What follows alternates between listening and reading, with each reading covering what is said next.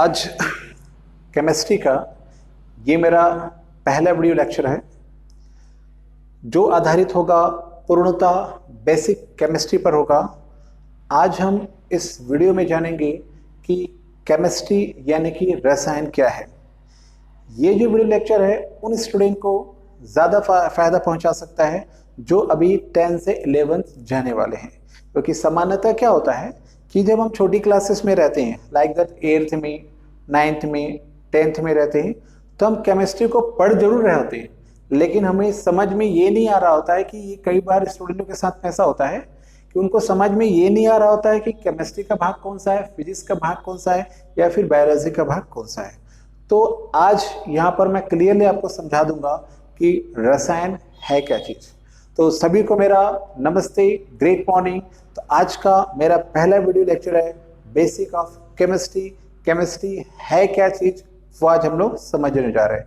तो आइए, केमिस्ट्री जिसको हिंदी में बोला जाता है रसायन, तो समझते हैं रसायन किसे कहते हैं। रसायन जो है ये एक विज्ञान का पार्ट है। जैसे कि 9th 10th में जब रहते हैं ना तो हम लोग फिजिक्स केमिस्ट्री जैसे शब्द इस्तेमाल नहीं करते, भौतिक रसायन शब्द इस्तेमाल नहीं करते। वो बच्चे हमेशा क्या करते हैं, हम लोग वो लोग बोलते हैं साइंस की पुस्तक बोलते हैं या फिर हिंदी में बोलते हैं विज्ञान की पुस्तक। तो विज्ञान का एक पार्ट है जिसमें आपको फिजिक्स केमिस्ट्री या बायोलॉजी पढ़ना पड़ता है। तो इसका मतलब क्या हो गया, रसायन जो है विज्ञान की एक विषय है, विज्ञान की एक शाखा होती है। रसायन विज्ञान की एक शाखा होती है। इस शाखा के अंतर्गत क्या होता है, इस शाखा के अंतर्गत हम पदार्थ के गुणों का अध्ययन करते हैं। क्या करते हैं हम इसमें, पदार्थ के गुणों का अध्ययन करते हैं। कैसे गुणों का अध्ययन करते हैं, इसके अंतर्गत हम पदार्थ के बारे में बहुत सारी चीजें जानते हैं। जैसे हम ये जानते हैं कि इसमें पदार्थ के संगठन कैसा है, यानी कि कैसे कैसे बना, उसकी संरचना जानते हैं, उसका डायग्राम कैसा होगा जानते हैं, उस पदार्थ में कितनी ऊर्जा है ये जान सकते हैं हम लोग इस रसायन के अंतर्गत। ऊर्जा में परिवर्तन कितना होगा उसका ये जान सकते हैं, या फिर उसमें होने वाली जो क्रियाएं रहती हैं उसको हम जान सकते हैं। तो इस प्रकार से परिभाषित कैसे करोगे रसायन को वो सुनेगा। तो रसायन विज्ञान की एक ऐसी शाखा होती है, याद रखिएगा आपने मेरे वीडियो लेक्चर को और भी देखा होगा, तो मैं बोलता हूं वर्ड के साथ खेलो और वर्ड से सेंटेंस बनाना आपको आना चाहिए। अगर ऐसा आता है तो आपके लिए कोई भी सब्जेक्ट बहुत ही इजी हो जाता है। तो ध्यान से देखिएगा, पहले मैंने एक्सप्लेन किया, अब उसको जमा करके लिख रहा हूं। डेफिनेशंस कैसे आएगा देखिएगा। रसायन विज्ञान की एक ऐसी शाखा होती है जिसके अंतर्गत हम पदार्थ के विभिन्न गुणों का अध्ययन करते हैं। जैसे कि हम रसायन विज्ञान की एक ऐसी शाखा होती है जिसके अंतर्गत हम पदार्थ के विभिन्न गुणों जैसे कि संगठन, उसकी संरचना, ऊर्जा, उसके ऊर्जा में होने वाले परिवर्तन तथा उसमें होने वाली क्रियाओं का अध्ययन करते हैं। क्या कहलाता है वो, रसायन कहलाता है। तो ये रसायन की डेफिनेशन महज मैं इस कारण से आपको नहीं बता रहा हूं कि रसायन की परिभाषा मैं रटाऊं, नहीं, रसायन की परिभाषा आपको समझ में आए इसीलिए मैं यहाँ पर पॉइंट टू पॉइंट लिख करके रखा हूं। तो आपने फिर से समझना है रसायन है क्या चीज। रसायन विज्ञान की एक शाखा है, यानी कि हमने विज्ञान पुस्तक जब पढ़ते तो उसका एक पार्ट है। इसमें हम क्या करते हैं, इसमें हम क्या जानते हैं, इसमें हम जानते हैं कि पदार्थ के गुणों के बारे में जानते हैं। किन गुणों के बारे में जानते हैं रसायन के अंतर्गत, वो संगठन कैसा है, वो बना कैसे, किन चीजों से मिलकर के बना, संरचना, वो दिखता कैसा होगा, उसमें कितनी ऊर्जा है, उसकी ऊर्जा में कितना परिवर्तन है। ये बहुत सारी जो रासायनिक अभिक्रियाएं जो चलती रहती है, विभिन्न प्रकार की क्रियाएं जो चलती रहती हैं वो किस प्रकार से होती है, इन सब चीजों के बारे में हम जो जानते हैं, पढ़ते हैं, उस विषय को हम क्या कहते हैं, रसायन कहते हैं। रसायन भारत का एक प्राचीन विषय रहा है। काफी प्राचीन काल से ही भारत में इसकी खोज हो चुकी है। कुछ प्राचीन रसायनज्ञों के नाम आपने सुना होगा, जैसे चरक मुनि थे, बाणभट्ट थे, नागार्जुन थे। ये ऐसे महान वैज्ञानिक थे जिन्होंने इस देश को जबरदस्त केमिस्ट्री दिया है। आज भी वो केमिस्ट्री जीवित है और उसी केमिस्ट्री का जो प्रारूप है, ये शाखा है जिसे हम पढ़ते हैं। हाँ, ये बात है कि उनका नाम अभी नहीं आता है, ये जो विदेशी साइंटिस्ट है उनका नाम या कुछ इंडियंस के नाम आते हैं, बट याद रखिएगा जो भी आप फिजिक्स केमिस्ट्री पढ़ते हैं वो सारा का सारा भारत का भी विषय रहा है, प्राचीन विषय रहा है, ऋषि मुनियों की देन है। ओके, तो ये रसायन जो है उसके डेफिनेशन हमने अच्छी तरह से समझ लिया है, मैं ऐसा समझता हूँ। अब इसकी उत्पत्ति बताया मैंने, इसकी उत्पत्ति मूलतः कहाँ से है, भारत का प्राचीन इतिहास रहा है। वैसे ही इन सब की उत्पत्ति जो है वो वेदों से होती है। तो मुनियों ने वेदों से इसको समझा, इस पर प्रैक्टिकल किया और लोगों को समझाया। बट प्राचीन मत तो ये होता है, बट आज का जो आधुनिक मत है वो क्या बोलता है वो समझते हैं। आधुनिक मत ये बोलता है कि रसायन की जो उत्पत्ति हुई है वो भी है मिस्र के देश से हुई है, मिस्र देश से हुई है। कैसे हुई बोलते हैं, मिस्र देश को प्राचीन काल में इसका जो पुराना नाम था वो था केम। केम किसको बोलते हैं, काले रंग को बोलते हैं। कैसा काला रंग, वहां जो मिट्टी जो पाई जाती है वहां की मिट्टी को लोग क्या बोलते थे, केम बोलते थे। ओके, और इस मिट्टी में जो भी अभिक्रिया होता था उसको हम क्या बोलते थे, कीमिया बोलते थे। और इस कीमिया मतलब मिट्टी में होने वाली जो भी अभिक्रियाओं को जो जानने वाला रहता था उसको हम क्या बोलते थे, ये कीमिया, उसको कीमिया कहते थे। और इस चीज को जानने वाले व्यक्ति को हम बोलते थे कीमियागार। और काली मिट्टी में या वहां पे पाए जा रहे पदार्थ में जो अभिक्रिया होती थी उस अभिक्रिया को हम बोलते थे वहां कीमिया। और यही शब्द धीरे धीरे परिवर्तित होकर के केमिस्ट्री शब्द का प्रारूप बन गया। तो इस प्रकार से आज का जो साइंस है वो बोलता है कि रसायन शब्द की जो उत्पत्ति है वो मिस्र देश के नाम केम से हुई। एक और मत है वो बोलता है कि इसकी जो उत्पत्ति है वो कहां से हुई, बोलता है अरब देश से हुई। कैसे अरब देश से हुई बोलता है, अरब देश में जो उत्पत्ति हुई उसमें रसायन को रसायन न कह करके वहां रसायन को शब्द बोलते थे गुप्त या रहस्य विज्ञान के नाम से जाना जाता था। यही गुप्त या रहस्य विज्ञान रसायन के नाम से बाद में प्रचलित होने लगा। तो ये जो था रसायन का बेसिक पॉइंट था। अब हम देखने वाले हैं रसायन की कुछ शाखाएं। अब रसायन की इस परिभाषा के बाद हम समझेंगे रसायन की शाखाएं कौन कौन सी है। वैसे तो रसायन की बहुत सारी शाखाएं हैं, बट कुछ मुख्य मुख्य आपको मालूम होना चाहिए। रसायन की जो पहली शाखा है वो है भौतिक रसायन, जिसको हम बोलते हैं फिजिकल केमिस्ट्री कहते हैं। तो पहली शाखा है भौतिक रसायन। इस भौतिक रसायन के अंतर्गत हम क्या करते हैं, इसके अंतर्गत हम जानते हैं सिद्धांतों को समझते हैं और नियमों को समझते हैं। यहाँ पे 11th का जो पहला चैप्टर है उसमें आप देखेंगे बहुत सारे सिद्धांत रूल्स मिलते हैं। वैसे 11th 12th कॉलेजेस के जो भी बुक्स रहते हैं उसमें मूलतः 11th 12th की अगर बात करूं तो पहला वाला फिजिकल केमिस्ट्री होता है, पहला पोर्शन जो होता है। इस भौतिक रसायन में हम सिद्धांतों को समझते हैं और नियमों को समझते हैं। रसायन की दूसरी शाखा होती है जिसको बोलते हैं ना अकार्बनिक रसायन कहते हैं। अकार्बनिक रसायन में क्या करते हैं हम लोग, ऐसे पदार्थों का अध्ययन करेंगे, ऐसे यौगिकों का अध्ययन करेंगे जिसमें कार्बन उपस्थित नहीं होता है। तो रसायन विज्ञान की उस शाखा को हम क्या बोलते हैं, इनऑर्गेनिक केमिस्ट्री यानी कि अकार्बनिक रसायन कहते हैं। इसकी तीसरी शाखा होती है कार्बनिक रसायन।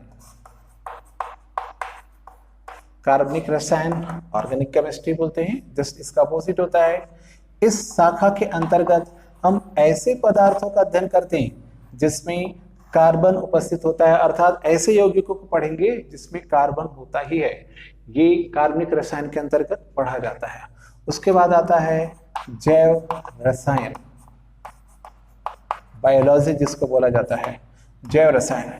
जैव रसायन के अंतर्गत हम क्या करते हैं, जो पेड़ पौधे रहते हैं, मनुष्य रहते हैं या फिर जो अन्य प्रकार के जीव जंतु रहते हैं, उनमें होने वाली जो रासायनिक अभिक्रियाएं, सारी क्रियाएं हैं, इन सारी चीजों के बारे में जब हम पढ़ते हैं तो उस रसायन को हम क्या बोलते हैं, जैव रसायन कहते हैं। ये मूल रसायन है। इसके अलावा भी बहुत सारे रसायन होते हैं, जैसे आपने देखा होगा नाभिकीय रसायन।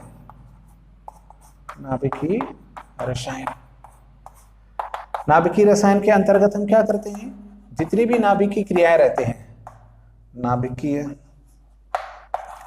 क्रियाएं रहती हैं, इन सब का अध्ययन करते हैं, ये नाभिकीय रसायन कहलाता है।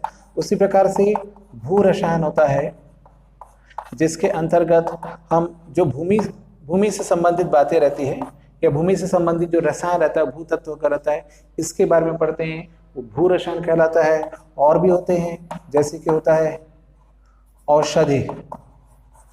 औषधि रसायन होता है। औषधि रसायन के अंतर्गत हम क्या करते हैं, बहुत सारी जो दवाइयाँ हैं वो सब कैसे बनता है वो जानते हैं।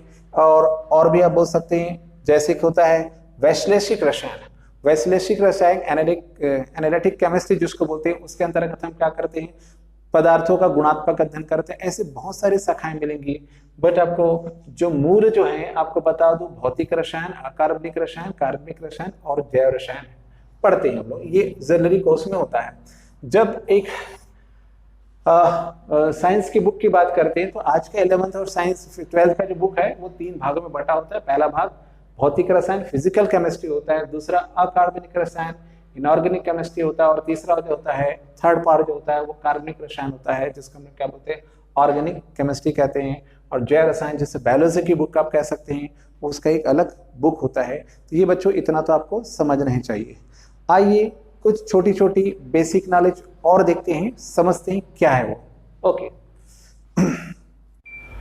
तो हमने समझा रसायन की शाखाओं को। आज का तीसरा बेसिक टॉपिक लेते हैं।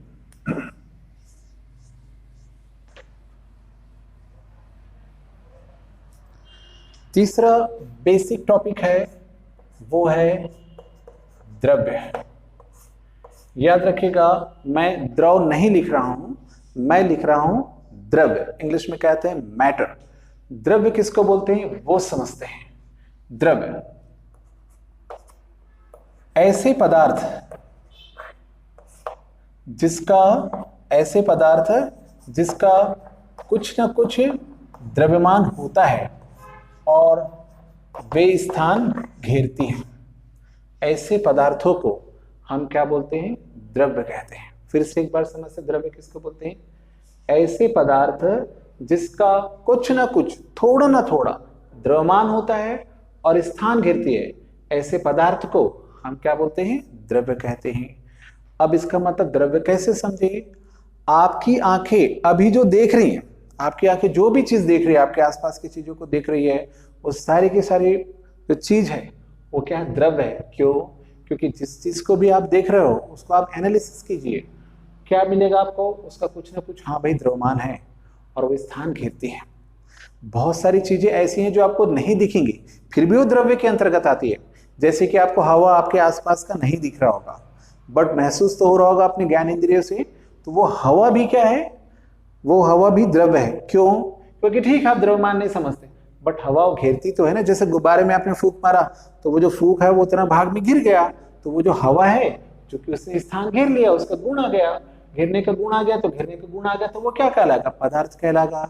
इसका मतलब है आप दुनिया में जिन चीजों को देख पा रहे हो या फिर अपने ज्ञानेंद्रियों से जिन चीजों को महसूस कर पा रहे हो, जैसे हवा वगैरह है, ठीक, ये सारी की सारी जो चीजें हैं वो सब क्या कहलाएगा, द्रव्य कहलाएगा। तो फाइनली द्रव्य किसको बोलते हैं, उसको समझते हैं, ऐसे पदार्थ जिसका कुछ न कुछ द्रव्यमान होगा और वो स्थान घेरती होंगी, तब ऐसे पदार्थों को हम क्या बोलते हैं, द्रव्य कहते हैं। इस द्रव्य का वर्गीकरण किया गया है। द्रव्य का वर्गीकरण 2 भागों में किया गया है। एक होता है भौतिक वर्गीकरण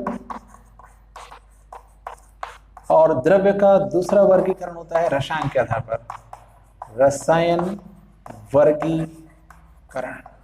तो 2 वर्गीकरण हम देखेंगे। द्रव्य का पहला वर्गीकरण होता है भौतिक वर्गीकरण, दूसरा होता है रासायनिक। अर्थात द्रव्य 2 पार्ट में ऐसा डिवाइड हो जाता है, पहला भौतिक और दूसरा रसायन। भौतिक वर्गीकरण के अंतर्गत हम क्या पढ़ते हैं हम लोग, भौतिक वर्गीकरण के अंतर्गत द्रव्य को पढ़ते हैं गैस, वैसे लिखा जाता है ऐसा, ठोस, द्रव और गैस। ये भी द्रव्य है क्योंकि ये सारी की सारी चीजें, इनमें कुछ ना कुछ द्रव्यमान होगा और ये स्थान घेरती है। रासायनिक वर्गीकरण फिर से आगे दो भागों में डिवाइड हो जाता है। एक होता है शुद्ध पदार्थ और दूसरा हो जाता है अपना मिश्रण।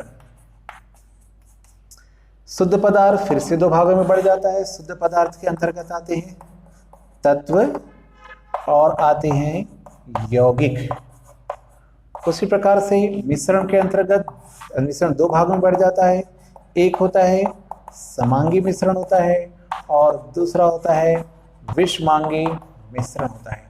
अभी बच्चों ध्यान रखिएगा, ठीक, सब चीज को मैं क्लियर करते चलूंगा अपने वीडियो में, जैसे जैसे आप कंटिन्यू देखते चले जाएंगे। कुछ चीजें ऐसी होती है, जैसे मैंने यहाँ पर द्रव्य को पूरा क्लियर करके किया, यहाँ पर क्या करूं मैं सीरीज में आगे बढ़ रहा हूं, तो डोंट वरी, अगर मेरे साथ आप बने रहेंगे इन सब का पूरा डेफिनेशन एग्जाम्पल के साथ मैं दूंगा अगले वीडियो पर। तो अभी सिर्फ हम देख रहे हैं द्रव्य का वर्गीकरण, भौतिक वर्गीकरण, रासायनिक वर्गीकरण, भौतिक वर्गीकरण, फिर से तीन भाग। भौतिक वर्गीकरण के अंदर तीन पदार्थों को हम पढ़ेंगे, ठोस, द्रव, गैस। रासायनिक वर्गीकरण फिर से दो भाग हो जाते हैं, शुद्ध पदार्थ हो जाता है, मिश्रण हो जाता है। शुद्ध पदार्थ का फिर से वर्गीकरण होता है, उसके अंतर्गत हम पढ़ते हैं तत्व और यौगिक के बारे में पढ़ते हैं, जिसको मैं डिटेल आपको करूंगा। और मिश्रण भी दो भागों में हो जाता है, समांगी मिश्रण, विषमांगी मिश्रण। उसके बाद यौगिक भी फिर से दो प्रकार के हो जाएंगे, दो भागों में बढ़ जाएंगे।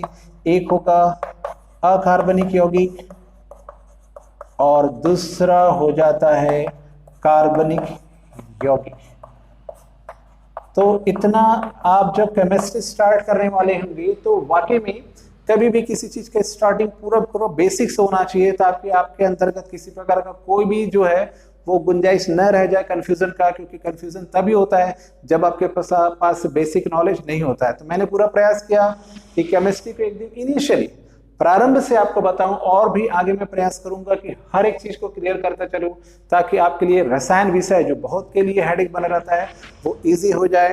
तो मेरे साथ बने रहने के लिए बहुत बहुत धन्यवाद। अगर आपका वीडियो बहुत अच्छा लगा तो प्लीज इसे लाइक कीजिए, शेयर कीजिए और सब्सक्राइब कीजिए, ताकि जब भी मैं इस प्रकार का वीडियो बनाऊं तो उसका सबसे पहला जो इंफॉर्मेशन है वो आपको मिलता रहेगा। Thank you very much. तेरी वो रफ्तार हो, रोके से भी तू ना रुके, हासिल कर